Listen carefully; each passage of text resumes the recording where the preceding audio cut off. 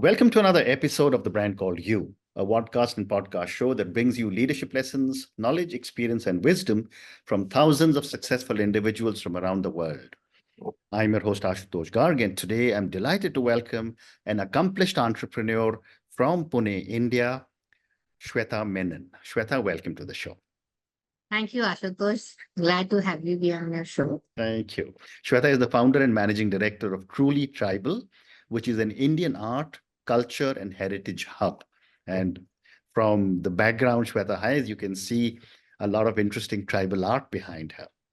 So, Shweta, my first question, what was the inspiration to transition from a career in IT to founding Truly Tribal?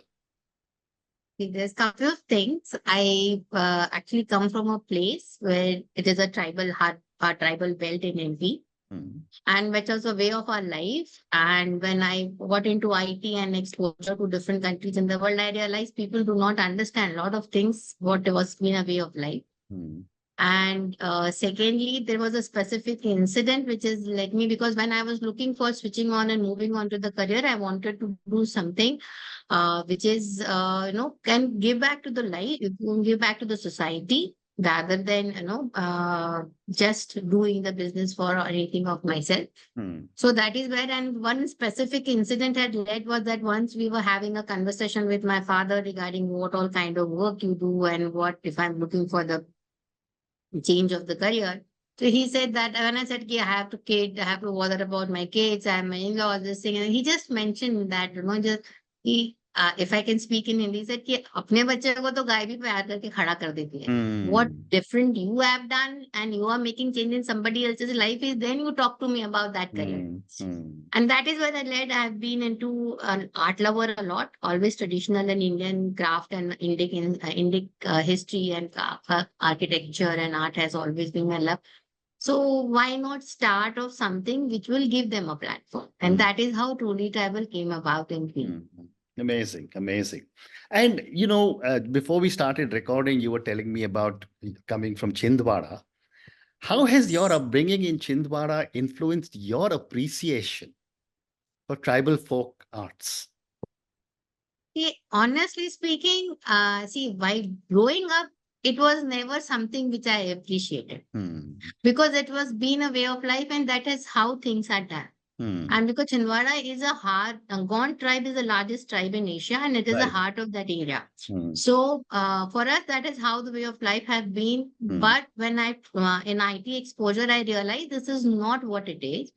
And definitely something which has been a regular way of life, it is important that people get to know how people live, what has been the small things like what we look as a amusement like a basketry or a work on the wall and the craft on the wall or the food habits, the millets, what has been a latest craze these days. It has been a day-to-day life. We have always had a, sustainability, carry your own bags and all that. We never knew that you could go out and buy stuff without having in your own bags. Correct. So that has how things have been, So of course, going back to the roots is very important. For me, giving back to the society, I'm not looking for a crusader, but something to people I grew up with, if I can make a difference in somebody's life for 2 or 3 people also, Very for me, that is Correct. Well said. Well said. So, Shweta, let's talk about Truly Tribal now. Tell me, what is your mission and vision for Truly Tribal? See, my vision is to have, from the business perspective, I have a 2 different separate aspect of my business since it's a social enterprise. We have a very 2 different things. One is that I would want a business where people think about any Indian cultural artifact or decor, they should think about Truly Tribal. That is the business aspiration. Right. The more important for me, the social aspect is that if we can do at least 10 artisans, bring them back into the artisans fold and design 4 or 5 different kind of products which will be part of our every year, which will be inspired and the craft of traditional crafts so that it can remain relevant to the changing time, so that artisans continue to get the work. and make them independent on themselves rather than depending on somebody's grant or the support. Give them enough business so that they do not have to look up to somebody for support or a grant or anything. Very interesting. How does Truly Tribal work with artisans to preserve and promote traditional Indian art forms? See, we work with these artisans to help them the way they have been working. We do not introduce anything new or bring them to and uplift them, change them from their original place. We work with them where they are. There are 2-3 things what we work with them is that give them ideas and productize their ideas so that it becomes more acceptable to the to the new crowd. For example, designing from the corporate line of posters to this, so we have a complete new range of product which was not there before. So that it is easy to pick up. Secondly, we also help them streamline their work and processes so that something which they have been doing the way which will optimize the productivity of theirs. To put an example, that they were earlier when we make hand painted plates, they would draw first and then there would be a complete process. They'll paint background first, then they draw and then this thing. And if they have to make 50, they'll repeat the 50 things. And that was taking a lot of production time. We streamline and optimize that you could place everything back on one first day, first coat you put, the drawing you do at one go, so that you have a different people who are getting involved. There are people who are budding artisans who can do the basic work. There is a senior craftsman who can train these people for the drawing part of it so that we have a higher productivity so that in general when they're working in the group as well, rather than individual. So that is where we work with them a lot. Very well said. And Shweta, based on all the work that you are doing with so many tribes, what are some of the biggest challenges, in your view, Indian handicrafts face today, and how can these be addressed? There is a couple of things from the consumer as well as artisans' perspective what we face. Correct. The general mindset of people who are buying it is thinking that, it is made by villagers. It should be a low-cost item. But at the same time, they expect the finesse and the quality to be world-class. So people have to respect the effort artist is putting inside on the product. If you want a higher quality product, we need to value the time of artisan. Sometimes one plate alone takes 2 to 3 days for them to make. And bargaining on that and asking them to give them only 300 and 400 rupees for that, it's a criminal mindset personally. I mean, that's again my personal view because of all of these. I agree. From the that is one set. Secondly, people who would want to take a lot of time to decide on buying something, but once they decide, they want it tomorrow. So, that's a challenge that, you can't do it. And the artisans typically cannot be moved from their original place. Nobody wants to move out of their hometown and traditional artisans today. And the artisans' perspective, one of the challenges what we face is, of course, the mindset sometimes.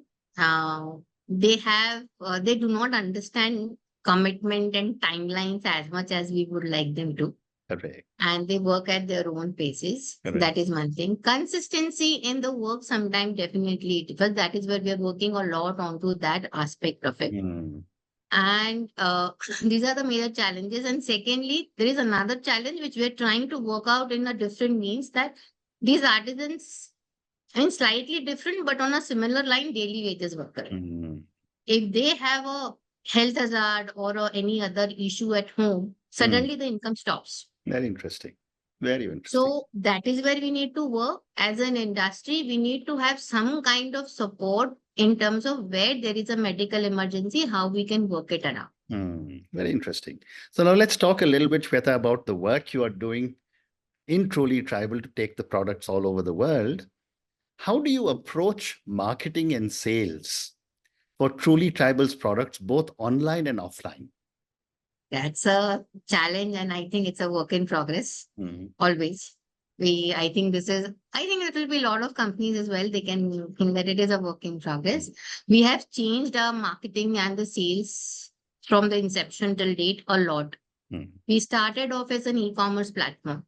Coming from IT background, I thought this is the where we would understand and we will have at everything. And that was, I'm talking about 2015, 16. And I think I was way ahead of e-commerce market for the in general public demand. COVID has changed the e-commerce perception and the utilization of costs. So that was one. Secondly, we tried B2C doing B2C or direct to consumer brand as well. We tried exhibition mode, we tried online mode, and we faced challenges because in handicraft industry it is still touch and feel at up to an extent. Now people coming to the term with the technology interventions like videos and the feel and the product 360-degree views and things like that, that is helping us out in streaming that particular thing. So over a period, we shifted more of a B2B brand. Where we are doing, because one of the major reason for which helps our vision and mission, if you can say, we want to have a larger penetration of awareness about Indian art into in general public. So that is where the corporate and social gifting came into picture, because people who like art-based product, they will find it. Absolutely. Here or there.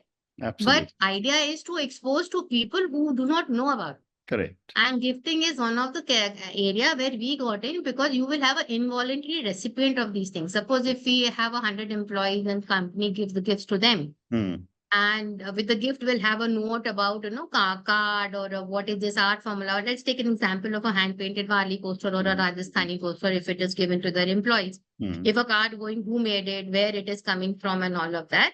So you will have out of, let's say for 100 people company, around 15 people would know about these crafts. 85 people who do not know, now they are exposed to it. They take it back at home. It becomes a conversation starter for the guest and the family that, okay, this is an art somewhere in India. Out of which that 85 people, 5-10% also come back looking for it. For us, that is a mission achieved. So that is where we got into corporate and social gifting, and we are reaching out. And of course, word of mouth is the most important tool what we've got. Some of the B2B marketing platform is helping us as well. That is where we are getting some of the traction. So that how also helps us out. Amazing. Great response. And Shweta, how do you collaborate with artisans to develop new products that appeal to modern consumers while still preserving traditional techniques? See, this is something which we specialize in and we take the strong pride in it. That is our differentiator. Give me an example also of the work you're doing. Right. Okay. I'll give an example. Now we make these desk organizers. Okay. Which are typically available in wood. Okay, I'll give a couple of examples, not just one. One of them is the, let's say, desk organizers, where we are doing, which has been available in wood and everything. Now, what we are doing is we are painting on them on a Varli art form. Okay. So what happens is that Varli, and it is going the card. So if suppose as a consumer, you are buying for your employees, let's say 100 desk organizers, you would be having all 100 pieces, a piece of the wood would remain same. But the artwork on that would be different. So everybody who's getting is a unique product. Amazing. My artist is getting a lot of work, because you will not give a Varli painting to somebody just like that, because it's a very personal thing. Correct. So that is one part of productization and bringing onto the new, the art, bringing art onto the new products or the mediums. Right. Another example, what we do is there is a few craft which has been there. Like gemstone boxes, or for that matter, handmade paper diaries or something like that. So what we are trying to do is use that craft and create new designs. For example, for somebody we designed their companies for Chindwara of Maharashtra, we designed that onto gemstone boxes. So it becomes a culture. The craft is from Rajasthan. And we are trying to bring that same designs, what design elements we are trying to bring from our different states. Okay. So that it becomes a cultural amalgamation of two different states. At the same time, the same product would be more appealing to a larger set of crowd. Right. So that is one thing. Another things what we do is, of course, the wall plates and all that has been there in this thing. But we are working on that to bring every state. We are working on a project, Plates of India, where we will have not just the artwork, even the cultural identification motifs and all also painted on the walls and plates, and trying to hold on to the essence of the originality. For example, we're designing hand painted Varli plates. Varli art traditionally has been done with the Geru background on the top, and top of that you do the white painting. Right. And we try to mimic that on the plates. Very interesting. Wonderful. So I have time for 2 or 3 more questions for you. Yeah, please. My next question is, and when I was reading about you to prepare for our conversation, I was amazed to see that you also take initiatives to educate consumers about the cultural significance of the products you offer. Yes. Tell me a little bit more about this and give me one example of how do you explain this? Yeah. See, that is very important.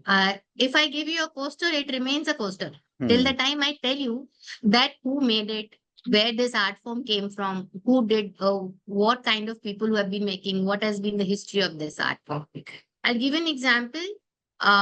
We just this palm leaf engraving painting is almost 5,000-year-old craft from Orissa, Puri region, and it is called Talapatta Chitra. It is on the palm leaf.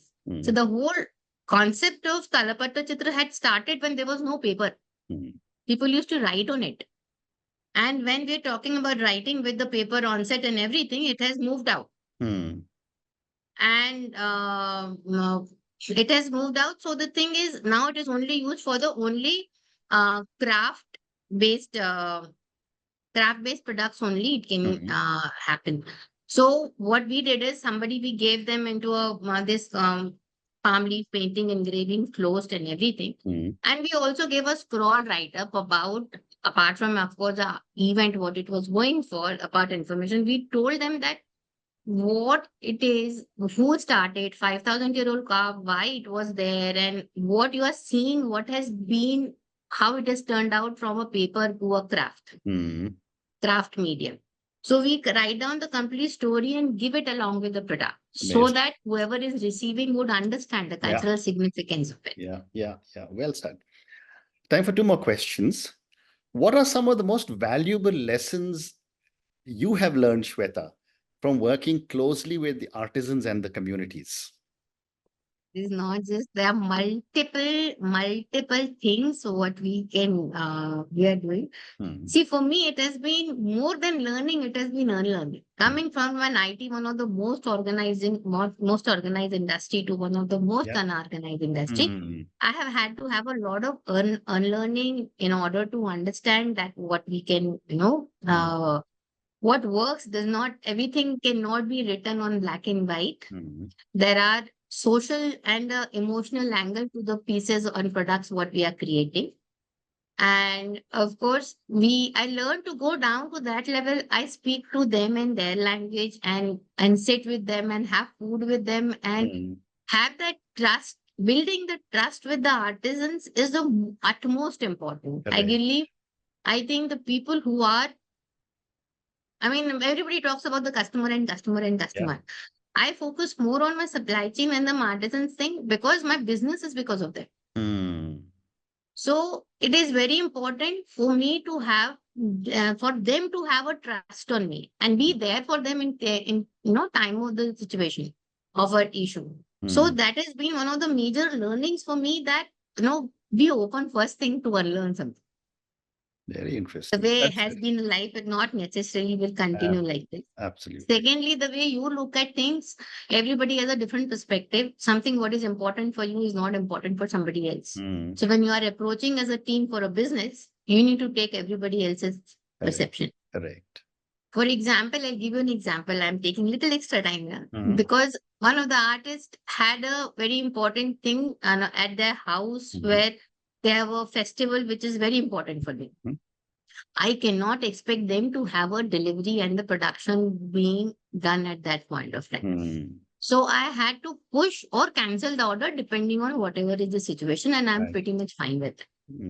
Right. So it is not about money all the time. Correct. And my last question for you, Shweta.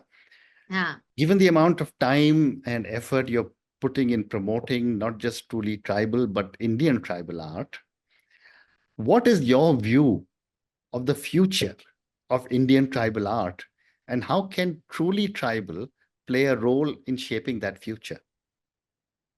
See, future for me now is starting to look little brighter than what I had started off as that point of time. People are actually getting more aware about the roots and everything, and they're open to listen to the idea. Correct. Okay, I'm not saying people are aware of, let me correct myself. They are open to listen to the idea. That has been for me the latest, biggest positive sign of the whole thing is. And it will not only truly tribal, we need hundreds of organizations like mine to make the changes, the kind of change we are impacting and expecting for people to have it. And what we look ourselves as that we would like to be a flag bearer at the same time, help other organizations who would want to come in this space. We will be open to guide and help them understand how to start these things, because in one single organization cannot change something which has been there or such a huge thing. Correct. India has the largest number of traditional folk and the tribal art forms of India in the world. So one or two organizations or government alone cannot do anything. Correct. Everybody has to pitch in and appreciate, go buy, look for your cultural products or local products, be appreciative of the person who is selling on the road those baskets. And that is a change which we are looking in people, that, we need to change our mindset when we are buying it. Very well said. Very well said. And on that note, and your very powerful message, which I remember you said a little earlier in the conversation, support the tribal art, but don't bargain. It's so important for them to get that little extra money, which all of us can afford. Yeah. Shweta, thank you so much for speaking to me about your own amazing journey. And it's so amazing that you moved from technology to tribal art. Thank you for speaking to me about how Chindwara has played a role in your life, in being able to understand, and not just understand, but communicate to your customers the values and importance of tribal art. We also managed to cover a lot of points on tribal art, the amazing work Truly Tribal is doing, and what your vision for the future is. Thank you for speaking to me, and good luck to you. Thank you so much, Ashutosh, for having us and giving us the platform. Thank you. Have a good day. Thank you. Thank you for listening to the Brand Called You videocast and podcast, a platform that brings you knowledge, experience, and wisdom of hundreds of successful individuals from around the world. Do visit our website www.tbcy.in to watch and listen to the stories of many more individuals. You can also follow us on YouTube, Facebook, Instagram, and Twitter. Just search for the Brand Called You.